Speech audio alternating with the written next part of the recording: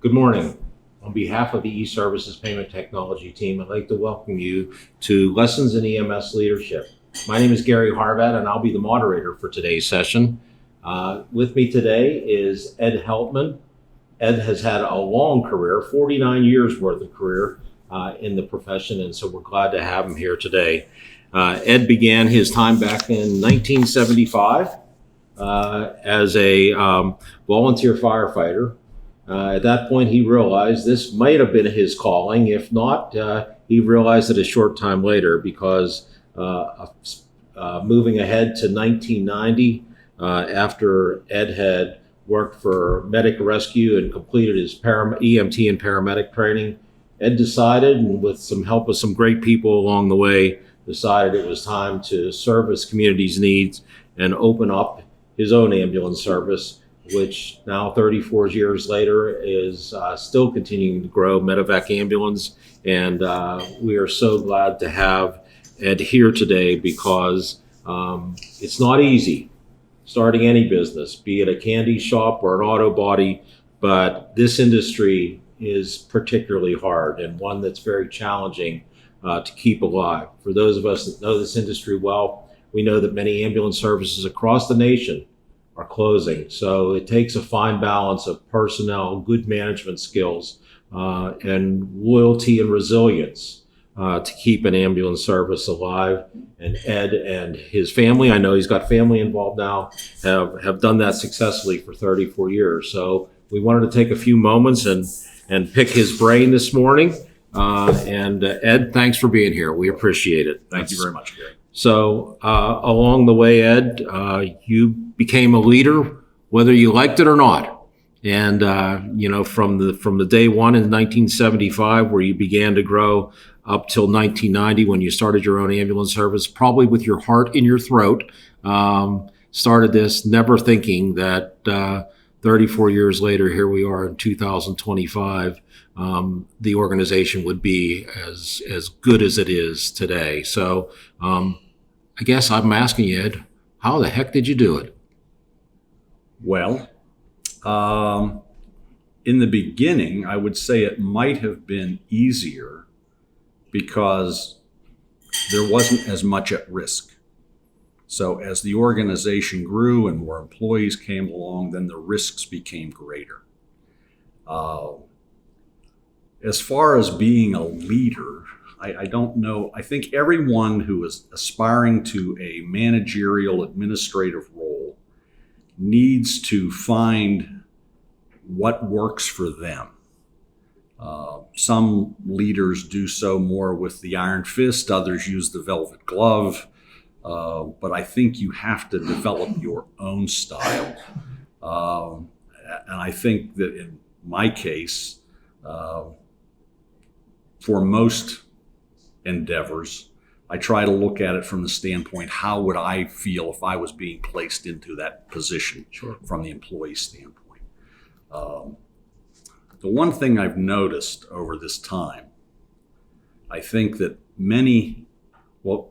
taking a step back, most leaders of EMS organizations come from the field. So you've had clinical background, and you think about the training and the practice and the education you had for that clinical role. But now you're migrating into a managerial administrative position, and many folks have never really had any education in that side of it. And when you make that transition, as I did, I ended up, people that came to work for me in 1990, a week before, we were co-workers at an organization. But then that organization ceased operation at location and I opened. But now these same faces that a week ago we were co-workers are now looking at me as, okay, boss, what do we do next? And that was probably the revelation that came to me about 5 minutes after we started operation in 90. Was, oh man, in 2 weeks, these people are going to be looking for a check. Yeah. That suddenly, it changes the whole dynamic and it changes the whole reporting structure. And I think that in many cases, that becomes an obstacle. we were great friends. We worked together for many years, but now you're my boss, or maybe you're my boss. And we don't have that same rapport. You can still be friendly, but you can't. It does change the dynamic, and sometimes that people have difficulty with that. When I started, I thought that operationally I had a good skill set, but what I didn't think I had was a great business sense. And I drew upon people that I knew that I thought had a good business sense. And then I made it a point that I need to go learn everything I can about really what makes this place run. And, you got to know your numbers. You have to understand the finance. How do I understand the finance? Well, I got to understand how I collect the money. And how do we collect the money? Well, that's through billing. I need to understand that. So you need to really know. And again, in the beginning of this company, I wore many hats. So I needed to know a lot of different things. And that's really how I came to become involved in the Ambulance Association of Pennsylvania. And I'm proud to say I've been on the board there since 1992. And I look at those types of organizations have provided opportunities for me to learn more about how to be a good, I don't know if I say leader, but a manager. And because there's some people skills that you can't really teach. Sure. Do you think that's something that the industry on the whole is lacking today? I used to get phone calls in my previous job from well-intentioned individuals that wanted to serve their community and said, I'm looking for your help in starting my own ambulance service. And, at first thing I wanted to say is pat them on the back saying congratulations. And then to be honest with you, I was saying like, why the ambulance business in the back of my mind? Because it is so hard to get through. Do you have any advice for young people starting out or an entrepreneur who wants to get in this industry to serve his or her community? Well, I guess the first words of wisdom, if you want to start an ambulance service, don't do it where I am. The second part would be, I don't know that if you're looking at molding new leaders and the next generation of leadership, I don't know that necessarily has to be through the road of entrepreneurship, that you could do that. Certainly, there's a lot of opportunities out there today. I think as an industry, we don't do a great job of providing education to create that next generation of leaders. And why is that? Why have we not done that? Well, I think it's sort of a case of you only know what you know and you don't know what you don't know, in the sense that many organizations, everybody kind of comes up through the ranks.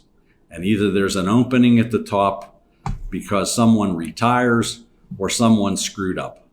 And so now we have to move somebody up, the next man up theory, next person up theory. There's no thought really given, are they prepared to take on those challenges? And we say, well, they're a great clinician. And everybody loved Gary. I mean, who didn't like working with Gary? Great guy to work with. Well, now Gary's the leader. Well, who does he think he is? He just told me I can't do something or I'm doing something wrong.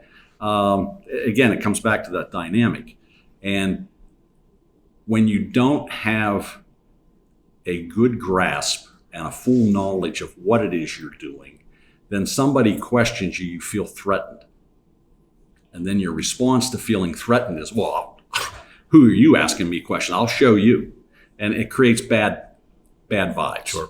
I really think that, I guess I don't really see, from my perspective, I don't think necessarily the future is all doom and gloom. I think we are going to enter into an era here, societal, that suddenly working with your hands isn't such a bad thing. Secondly, I think that as an industry, we are going to finally realize and adopt the idea that we have to grow our own workforce. And we'll do that through apprenticeships. We will pay you to learn. We will take people off the street that have an interest in the industry. we will pay you to go to school, and we offer you full-time employment when you come out. But we give you a wage that you could sustain yourself. I don't know that you could sustain a family on that, but you could at least, the idea now is, well, you go find an educational program and you pay the cost of that. And then when you're all done, you come on back and we'll try and fit you in. I think we're going to have to do that through apprenticeships. And there are models of that happening right now in Pennsylvania. Or am I correct with that Yes. statement? Yes. And, Actually, how's that working? I haven't really heard. well, recently, the Ambulance Association of Pennsylvania has been approved as an apprenticeship site. We actually have an apprenticeship program now through the Ambulance Association. And there will be 3 pilot programs that will be kicking off here very shortly. And really, we've taken organizations that already had internally that sort of a model, but now we're putting them under the apprenticeship program.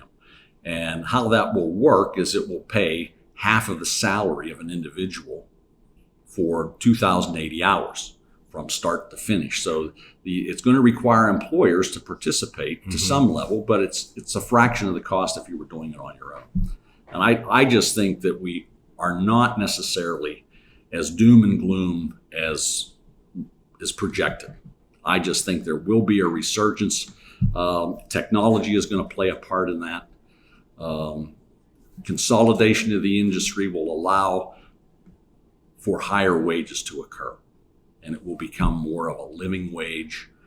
I'm just not quite as pessimistic about our future as some others. That's good to hear. Glad you're an optimist, Ed. Well, Good. So, if I wasn't, why would I have started an ambulance exactly service? right. So, but along those lines, being that optimist, I'm sure there's some things that keep you awake at night as far as the industry goes, and maybe as far as your own service goes.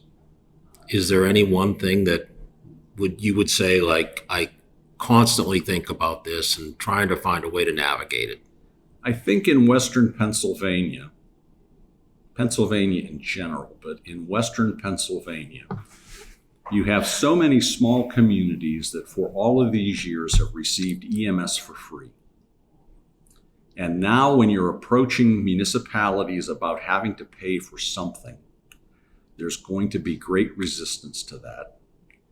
And I guess in that scenario, what is the outcome? So Service A has served a community for many years, but now they approach the town and say, we're going to need some assistance. Is the town's reaction going to be, well, we really need to work with them and see what we can do? Or is the town's reaction going to be, hey, I think there's somebody down the street that'll probably do it for free if we sign a contract with them? And, sometimes as an industry, we are our own worst enemy. I couldn't agree We more. tend to eat our own. So that's a concern. How do we get to that point? Because I think that the insurance, the reimbursements, while there, I think, will be some movement there, the insurance industry has really taken the position that we will pay for the unit of service that we use. But the cost of readiness is not our responsibility, and we're not going to pay for that. So that's where the municipal support, that sustainable funding, that becomes critical. And how does that shake out? Now, in some of these small towns, I know one in my area, their annual budget for the municipality is $96,000 a year. So if you go to them and say, hey, well, I'm going to need some money to continue to cover your area, well, they don't have any money to begin with. So then they say, well, you should go talk to the county. And the counties are going, well, we don't really have a mechanism to pay for that. You need to go to the state. The state says, we're a commonwealth. This all starts at the bottom. So go back to the bottom. So that's a concern. I don't know how we address that sufficiently.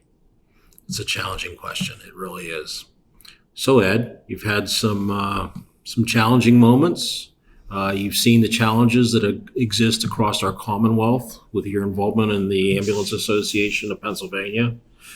Surely along the way in your professional career, and I hope in your personal life too, you've had some very, very proud moments. From a professional side, can you put your finger on any one or a couple of things that really have made you proud?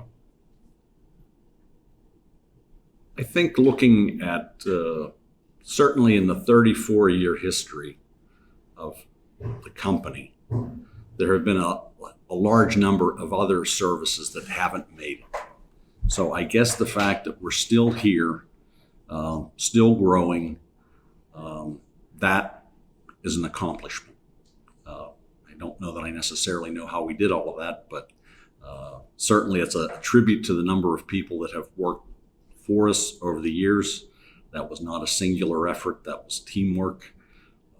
So that would be, I guess, a very proud accomplishment. Well, I'll surely pat you on the back because a lot of it is a testament to the kind of guy you are, as well as managing that organization. So congrats to you.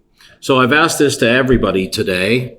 I put you in a corner and I say, please impart upon me Ed Heltman's best words of wisdom to someone who comes into this industry day one, may not know Ed Heltman, may not know anybody, but just is looking for one nugget, one bit of advice.